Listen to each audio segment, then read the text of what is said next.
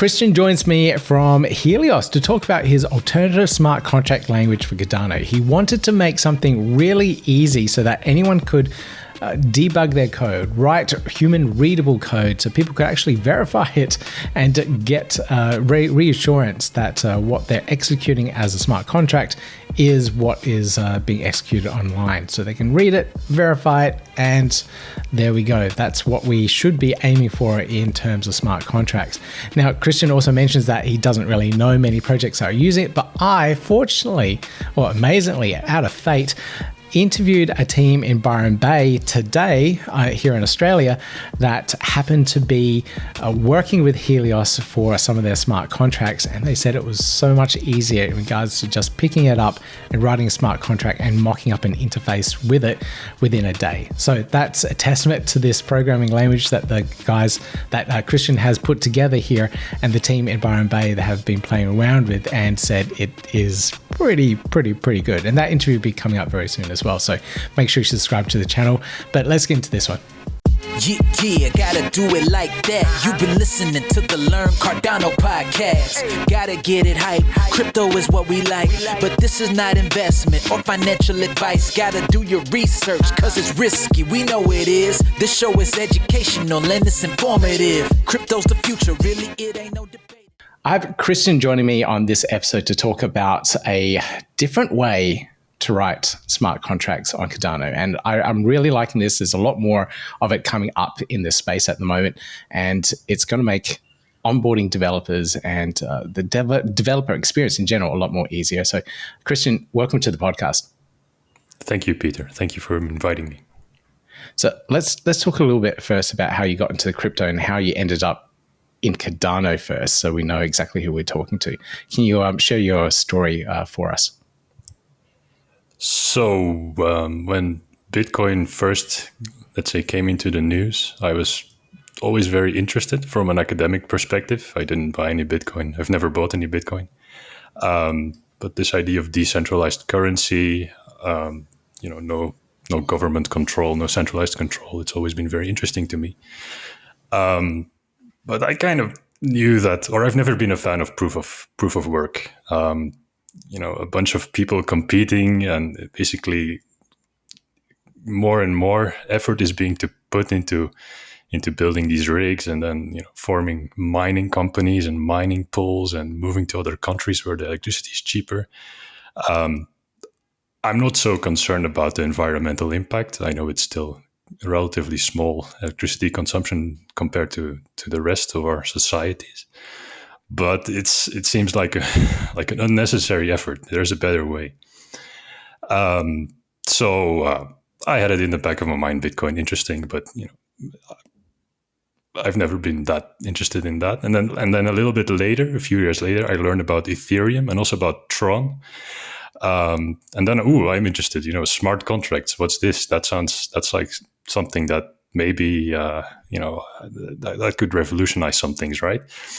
So I looked up Ethereum first, and I found some kind of, I don't know what it was, a block explorer or some kind of block scanner, and it had these comments, and basically every single comment was, this is a scam. Where's my money? That's great. Somebody stole my money. Give it back. And I was like, what? What is this? Are these smart contracts? That doesn't sound like a very nice experience. And same thing with Tron. Basically the same. I found the same things online. So I left it at that and ignored crypto and blockchain for a few more years. And then about a year and a half ago, I think it was March, April, I was in a youth hostel here in Mexico. And this guy from New Zealand, he told me about Cardano. You have to check it out. This is amazing. It's going to be the future of crypto. And I was like, no, crypto, it's all pyramid schemes. It's all scams. Yeah. I mean, you've heard this story. How is this before, going to be the future? This is just another scam, right? But he just told me, just read it, watch some of Charles Hoskinson's videos, and let me tell me what you think. So I spent a few days researching it and looking into it. First understanding UTXOs, then understanding extended UTXOs. I think back then they were still talking about a calculation layer and a payment layer. They were kind of talking about it differently than they are doing about than how it's being explained now. But I was kind of getting excited. And then proof of stake, liquid proof of stake, where basically the default is being staked, and that's the way it should be. I got excited. I even invested a bit. So of course, dreaming that this is the future. It's gonna boom. And then indeed, a few months later, or maybe 1 month later, it shot up to its all-time high. So really excited. And then it crashed. It was like that's your first crash. So yeah, that was my first crash. Yeah, pretty much. So I got into it. I got into Cardano because of the tech, and my first exposure was just kind of investing and playing around a bit, and experiencing the volatility. I think that's maybe how many people get into this space. Besides the price issue of Cardano, I had this idea for a dApp. It's quite simple. Other people have spoken about it as well on forums before I came into Cardano. It's this idea of an inheritance dApp. So basically, if you haven't been active for a certain amount of period, for a certain amount of time, so it could be some years or some months, then your benefactors have the right to withdraw whatever you left for them, whatever you locked in the contract for them. Right, and then you just have to make sure you log in to reactivate your activity. So that's like the basic concept. And I was kind of waiting for smart contract functionality. When are we going to get this? When are we finally going to get Plutus? And I'm really excited. And then was it September 2021? It finally arrived. And okay, but there's no tool. I mean, this doesn't yet work. We still need to wait a bit more for a Plutus PAB. What's it called? Plutus application backend, and then we need these other tools, and we're kind of blocked. Like we can't really do any development yet. And then so I kind of kept it in the back of my mind. I still kept working on my, let's say, main job, which is I'm a mechanical engineer, so. I used to write. I changed my job now. I used to write virtual prototypes for mechanical engineering companies, let's say, completely different from crypto.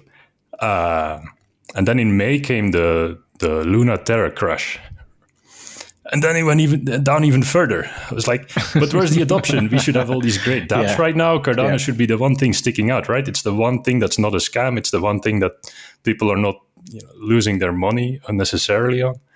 And it's still like there is this TVL Explorer or this TVL dashboard, DeFi Llama, and it was just stuck, and it would just move with the price, but there's no new dApps, there's no money flowing into these contracts. So I mean, what's going on? And then I thought, you know what, I'm gonna start working on this inheritance thing. I have some time now. I will delve into Plutus. I will do everything necessary to get this off the ground. And that's like a big application. And that's going to be a small boost from my side to the ecosystem. It's what people need. All right. This sounds like quite a... Yeah. This sounds like a bit of a jump now. So you're going from being an investor to being frustrated with the lack of dApps to... now trying to write your own inheritance smart contract. What's going on now? Well, I like programming in my spare time, right? I like, so I'm always looking for new projects on the side, whatever it is. And this inheritance thing, I was thinking before I started working on it myself, I was thinking, this is so simple. Somebody else is going to work on it. Somebody else is going to create this. Right? I mean, the tools are ready. They should be ready. This should be, in a few months, this should be out. And this should be very simple. But it wasn't. I think it still doesn't exist, actually. Or maybe somebody created it, but we haven't heard about it yet. So yeah, this is a big jump, as you say. I got into smart contract development. started working through the Plutus Pioneers course, and then trying to install these things on my. First, I tried to install them directly on my machine, then via Docker container. It was a pretty big struggle. I didn't succeed. I found on the Cardano forum that other people were struggling with it as well. Some people were even just, they were cursing like, this is shit. That's when I gave up. Yeah, and they were, one guy was even saying, I thought that was kind of funny, the Haskell elites of Cardano, they are making it so difficult that regular people like us, we can't do any dev development. And then other people were saying, yeah, that's done on purpose because it shouldn't be easy, because if it were too easy, it would be too easy to scam people. And, there was this whole mental, like the fan, let's say the fanboys, or the people who are really into Cardano and really trying to shill it, they are finding these excuses of why it's difficult, right? So there was all this discussion, and I thought, this is not good. I will I can think of something better than Plutus. I can even the language, that the template Haskell, the way you write it in Haskell, it's not pretty. For me, it doesn't align with the spirit of crypto, the spirit of decentralization, the spirit of verify, don't trust, or at least be able to verify. All these things, I was thinking, let's just make an alternative smart contract language. I have some experience designing languages and writing compilers. Okay. Nothing popular. I mean, it's all hobby stuff. But I thought, I will give it a crack. And if I'm fast, then I'm the first, and then that will be my contribution, not the inheritance thing. Then the new smart contract language. So I went to I wrote a post, or I started a thread on the forum, and first thing I wanted to do is design the language, get as much input as possible. It should be as readable as possible. That was the core tenet from the start, is create a language that as many programmers in the world can read, regardless of their background. So it had to be simple, of course, and, probably C-like syntax, curly braces. That seems to be almost the standard, I would say, for most people. So I had these core ideas, and then I wanted to figure out the details with the community on the forum.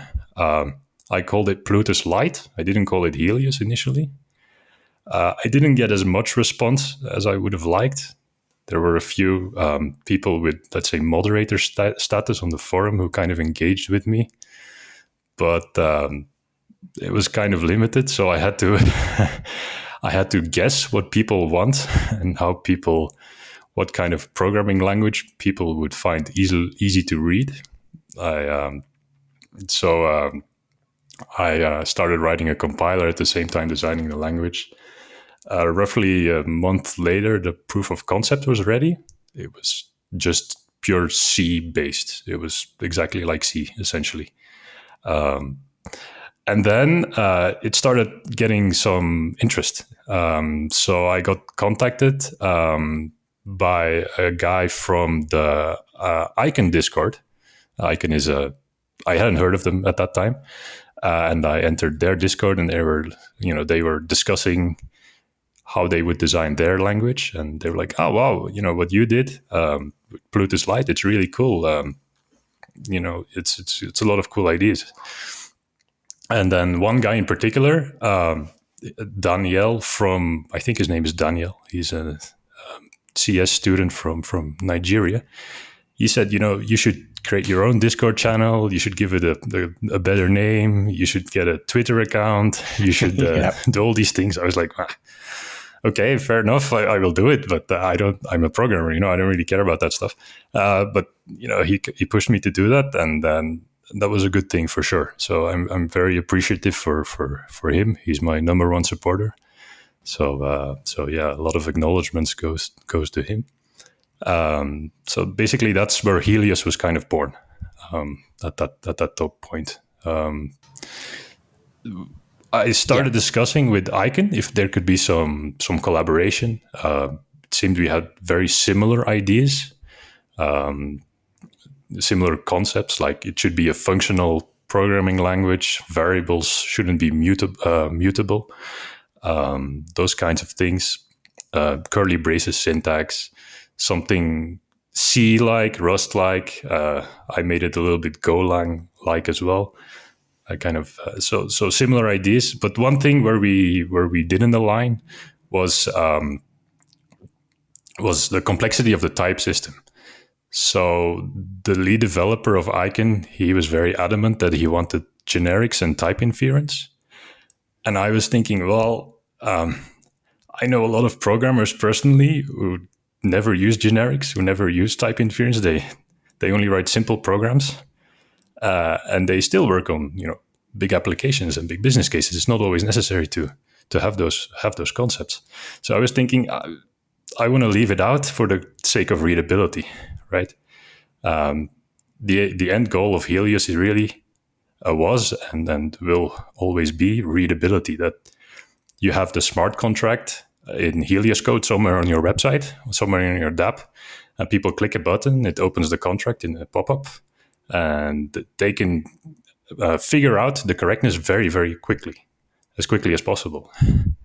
And if you start introducing these higher level concepts, then it's going to get difficult for people like my sister knows how to program basic Python scripts, and she might be able to figure out Helios, but she won't be able to figure out generics and things like that. She will just trust that the dApp works, and she won't verify. And for me, that kind of defeats the point. So we sadly didn't we didn't collaborate we collaborated on some small issues, like things that are not necessarily language design related. That's Helios and Icon are distinct languages, and I think it's going to stay like that. In a way, I think that's a good thing. I love the approach of having the code as readable as possible, and that's how I do my code writing as well. I come from a PHP space though, so it's worlds different compared to a domain-specific language that you're building. Mm-hmm. But it's a very easy to read language when you start coding things up. So it's really easy to follow and work out what's going on and debug things. That was the big thing for us, just being able to write something quickly, then debug it straight away. But so I love that approach of having it easily read. But and there's nothing wrong with having multiple different languages for people to choose from. So having Helios, having Acon, having I can't remember the other one that's written in Python as well. But there's so many options now. That would be, I think. Yeah. That's it. Yeah, that's right. Yeah. But there's so many choices now, and these evolving choices for anyone that's developing the Cardano ecosystem, and anyone that's coming in from like a different direction can pick it up and start working with it, and has a plethora of options now to start writing contracts. Oh, and PluTS as well. So, TypeScript based, lots and lots of options. Yeah, of course. I mean, I would say there are advantages to working together. You have more talented people on the same code base, but the competition I think it's good for the community. Every dApp or prospective dApp developer will have their own preferences in terms of language and tooling and IDEs and things like that. So, the more different options there are, the better we will be able to cater to our developers' needs, of course. Mm-hmm. So it sounds like Helios is really good for someone that's coming from the C# point of view, because you try to make the language very similar to it. So anyone that's familiar with C should be able to look through Helios and be very comfortable with it. Was that your approach? That's why you wanted it like that? Yes. That was my reasoning. Yeah, I come from a C background. It's the first language I learned. It's not entirely true. The first one was Java at university, and then the first, let's say, professional use language a little bit later was C for the simulation stuff. My reasoning for sure was I make it similar to that, and then most people should get it from the get-go. Also, for example, the entry point of a Helios script is called main, which is similar to C, or which is the same as C. So there's all these kind of similarities that were designed to make people, or make average programmers, in my eyes, feel at home. That was the idea. Because smart contract development can be daunting. There's a lot to think about. Most definitely. So now that you've created the language and it's being used, is there much of an uptake? Like, are there many projects using it at the moment? Are there a lot of people contributing to the code base as well and what you're building? The code base itself, it's something that is, I would say it's like 95% finished. It's never going to be completely finished because the standard library is embedded in the compiler itself. It's not a separate standard library. But I spent a lot of time working on the optimizer. So writing or generating optimized Bluetooth core. So it would stay competitive with respect to languages like Plutarch, whose main goal it is to generate optimized Bluetooth core. So I spent a lot of time on that, and for me, that's kind of that's been done. I don't want to change that anymore because it changes the final output. It changes the script hashes. You don't want to do that too much. People want to rely on that. You have your icon code, and that always generates. You have your Helios code, and that always generates the same script hash. So the only thing that remains to be updated, I think, is a standard library and some API functions around. And in terms of uptake, I've been contacted by some guys from Vietnam who are using it in their company, or they claim they are using it at least. And then there's some smaller teams around the world using Helios for various projects. But I haven't yet, besides those, I haven't heard of any other, let's say, companies that are using Helios, except for maybe so that they use it as a tool, more like. So what you can do with Helios, it's JavaScript. It's completely, you can run it client side completely, everything, the compilation, and it also has some functions to build transactions. What I've seen people do is they take something generated by Plutarch, which is parametric, and then they apply the parameters in the client, creating the final script, which is then what they will submit the transaction with. So that's maybe one use case where Helios has a niche, besides being a language. So where the library has a niche, let's say. Maybe people are using it a lot, but they're not telling me, or they're not coming into the Discord, or they're not mentioning it on Twitter. Could be, but I'm not aware yet. You never know. Like, you might see something in 3-4 months' time, and they're fully launched, looks really good, works really well, and then we use this Helios thing that we found, and then it suddenly gets more adoption. So you never know how that all works. Now, just a couple more questions to round this out. So first off, how are you funding the time? Like you said, you got free time at the moment to be able to work on this, but this seems like a full-time job to build this up, do all the documentation and everything else around it. How are you funding yourself, and are you trying to get more team members to help out? More heads, 2 heads are better than one, et cetera, et cetera. So what are you trying to do around that? This has been pure hobby so far. Like I haven't approached this professionally yet. I did recently start. So I used to freelance as a programmer. I did recently start a full-time job for a tech company here in Mexico City. So I don't have as much time as I used to, but I also did kind of plan that. So I try to finish it before my start date as much as possible. So I try to complete the docs. I try to get the compiler to a state where any remaining bugs are going to be small and easy to fix for me. I can do it after hours. I think the main thing that's missing is the playground isn't very developed yet. So there's a playground that I wrote fairly in the beginning of the project to be able to test the Pluto score that was generated.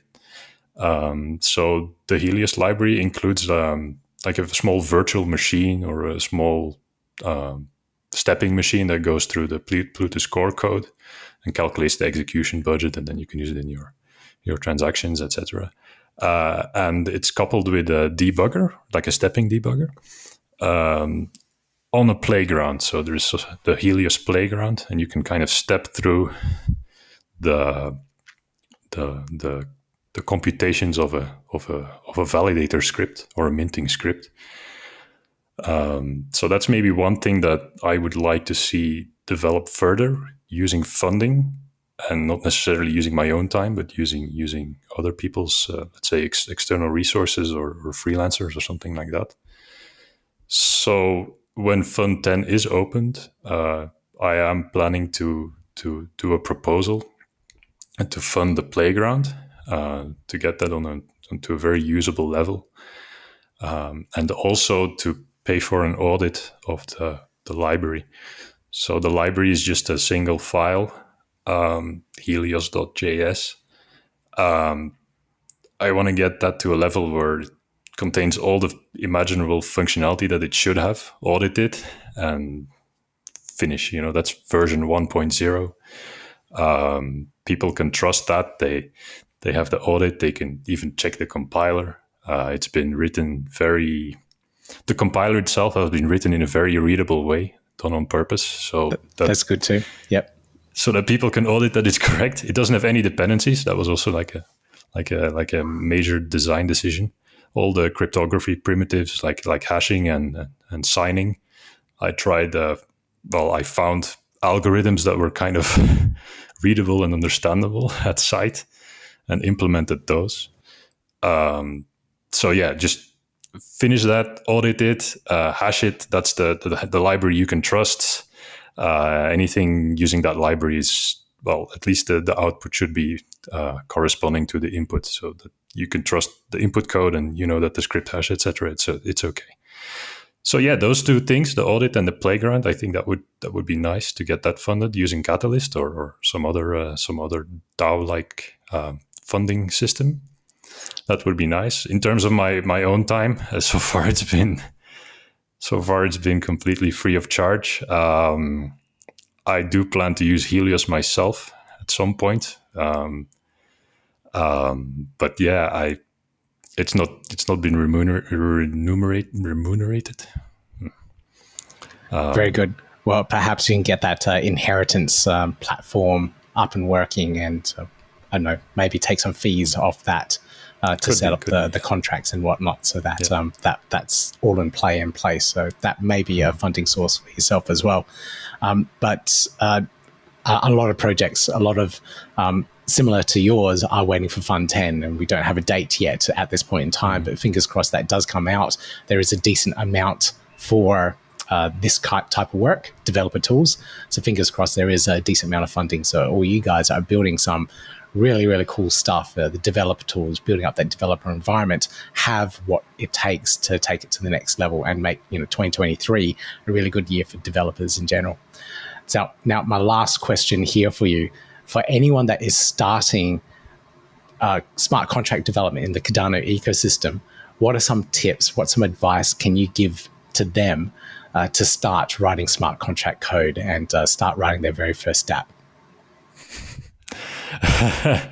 Big question. That's a very good question. Before they start, they have to understand UTXOs and extended UTXOs very, very well. That's the core thing. You need a very good mental map of how tokens carry information and how they go from address to address. So from let's say individually owned addresses, regular payment addresses, to script addresses, and so forth. You need a very good mental map of that. It's a graph essentially, right? So you need to think in that graph of value flowing through these nodes, through these addresses. That's the start. And then I would say look at some Helios examples. Awesome.